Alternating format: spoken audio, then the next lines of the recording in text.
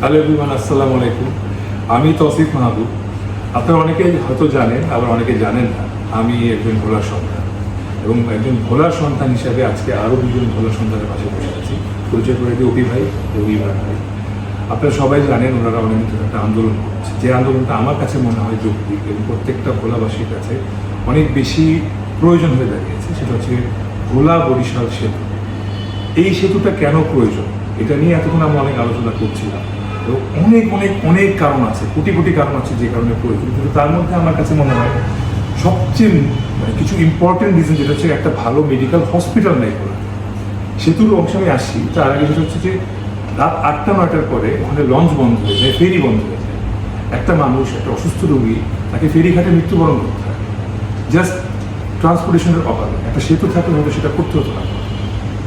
আচ্ছা, সেতু সেতু সো এই দাবিটা আমার কাছে সম্পূর্ণ যৌক্তিক মনে হয় এবং ভোলার 22 লাখ মানুষ, আসলে 22 লাখ না 30 লাখ মানুষ, 22 লাখ ভোলা অবস্থান করছে, যারা ভোলা স্থানীয় থাকছে ওখানে, এবং আরও 8 লাখ মানুষ ঢাকা শহরে আছে এবং 1 লাখ মানুষ বিদেশে আছে, প্রবাসী যারা আছে। এতগুলো মানুষের প্রয়োজন হয়ে দাঁড়িয়েছে সেতুটা এখন অনেক বেশি। আর শুধুমাত্র যে এই সেতু হলে শুধু ভোলার মানুষেরই শুধু সুবিধা হবে তা না। আসলে ভোলা একটা পর্যটন স্পট একটা।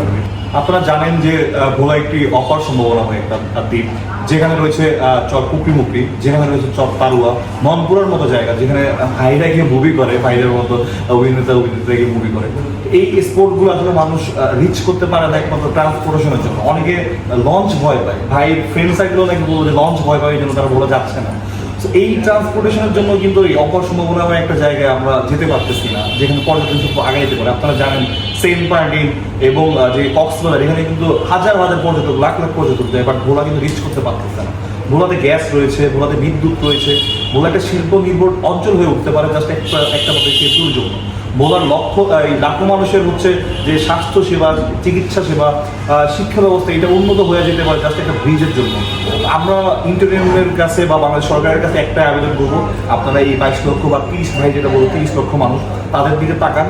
নট অনলি ফর ভোলার জন্য, দক্ষিণাঞ্চলের জন্য, ইভেন খুলনা থেকে ভোলা হয়ে চট্টগ্রাম যাওয়ার জন্য ভোলাকে ট্রানজিট হিসেবে ইউজ করে। তো এই সেতুটা হয়ে গেলে খুব সহজে তারা ট্রানজিট করতে পারবে, কমপক্ষে 1-2 ঘন্টার সময়টাও কমে যাবে। আমাদের জন্য ভালো, দেশের দক্ষিণাঞ্চলের জন্য ভালো। তো আমরা এইটা কামনা করব। ভাইরা আসছে আমাদের সাথে, আজকে ভাইয়ের সাথে আমরা ধন্যবাদ জানাতে আসছি যে আমাদের পাশে দাঁড়িয়েছেন আমাদের একটা কৃতি সন্তান হিসাবে। তো এইরকম আরও যারা আছেন, আমরা চাইবো আপনারা আমাদের সাথে আসুন এবং এটা প্রয়োজনীয়তা কি দেশবাসীকে তুলে ধরুন, সরকারকে তুলে ধরুন। ধন্যবাদ।